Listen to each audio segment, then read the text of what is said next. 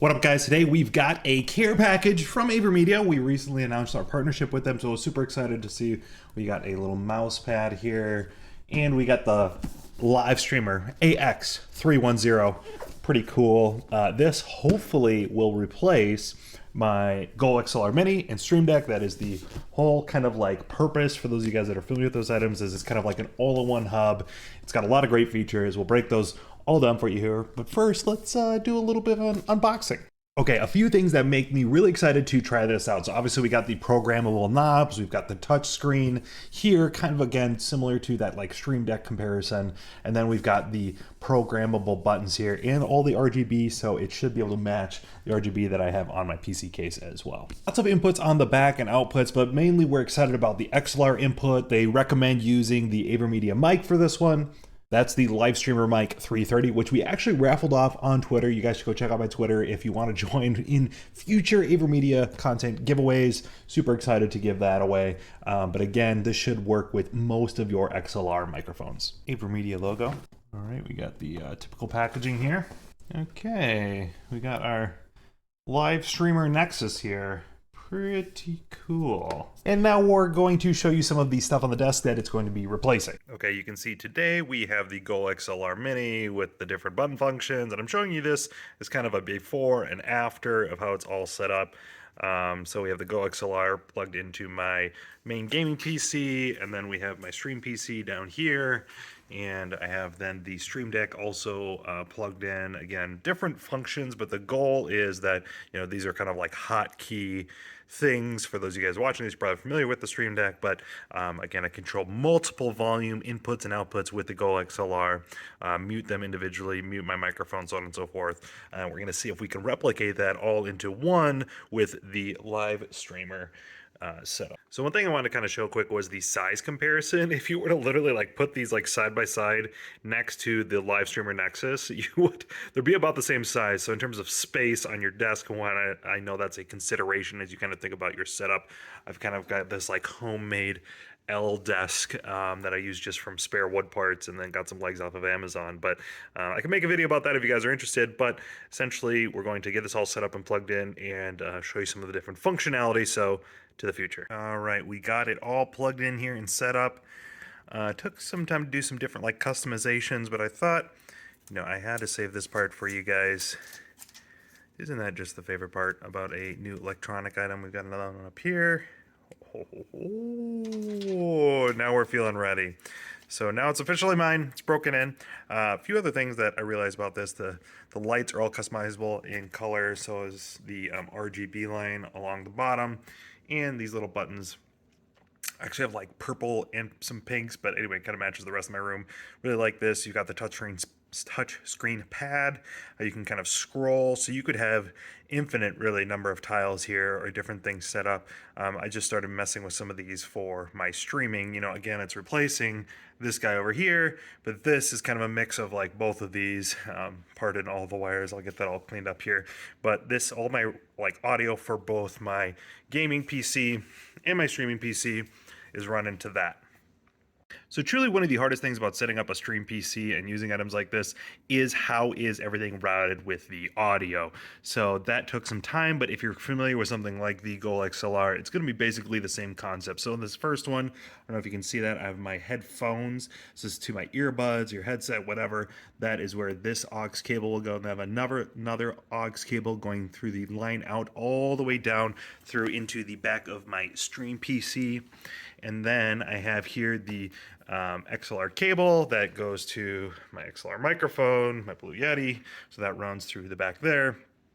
Then I also have a line in here, and the line in is running from all the way back into the gaming PC. So the gaming PC sound runs into here, and then it pushes the sound to my stream PC. So hopefully that makes sense. And then we have the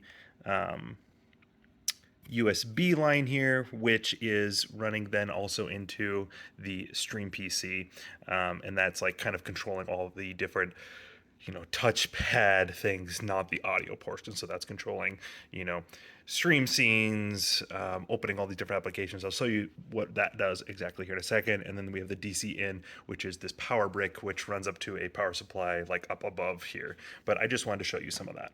Now, how all of that works from a software perspective is if I click on the icon here and I do edit multi-action, you can see it's opening all of these systems. And then I also have a system window control. And these are all different things that you can use in this system dropdown. So you can open a website, a file. So I'm picking the file from my PC. I want all of these applications open, and then I want them on these spots on the screen is essentially what it's doing. There's all sorts of things you could do here. You could set up a multimedia button if you had, some type of music player. In fact, they actually have a Spotify integration where you could just have play, pause buttons, volume up, down, shuffle, repeat. And I think there's even like maybe I want to say I saw now playing at some point, but all of these different things that you can set up. And I'll talk through some of these different buttons here in a second. Let's go back here.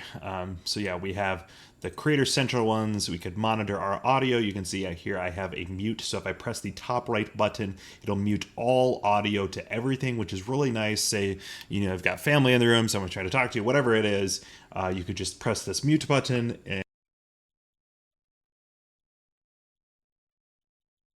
or you could set up something like a soundboard. So here I just got, something I want to celebrate. Say somebody gifted something on stream or there's a big moment that happened. I want to hit a soundboard. Kind of cool. And then the other two are just set up linking to different AVermedia products. All of these different things, honestly, everything is like so customizable. It's actually kind of crazy. We'll go to the mix here in a bit, but you can see these are all the different icons. You can turn the panel on and off, make different groups. Here's the system commands. Some of these RE Central and Cam Engine ones are specific to AVermedia products and their ecosystem, but it does also connect to OBS Studio. So OBS Studio is probably the main thing that most people will be doing. You can see there's plethora of options and different things you can set up just again like you would on that Stream Deck. So change the scene. This is all the different ones that I have. So these are all set to different scenes. My main game scene, my full camera, my intermission scene. Just very basic ones I set to the very beginning. And it also integrates into YouTube and Twitch. So forgive me that noise in the background there. Here on Twitch, I like to have one ready. Just say I get like follow bot editors, for example.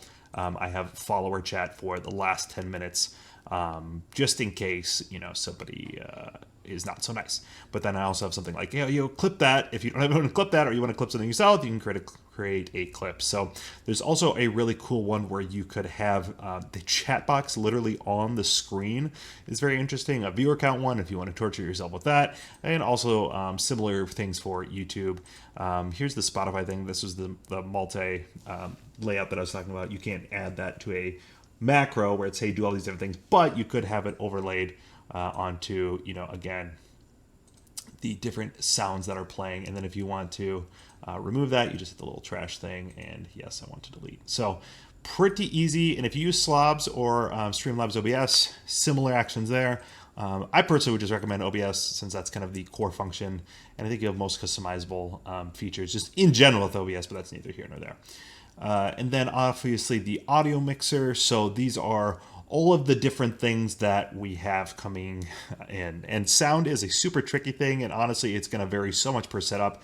I personally have 2 PCs set up. So basically, I have my mic, which is obviously your microphone. So this is my XLR microphone plugged in the mic, controlling how loud that is or isn't, right? And then I have my line in, which is the sound coming in from my gaming PC.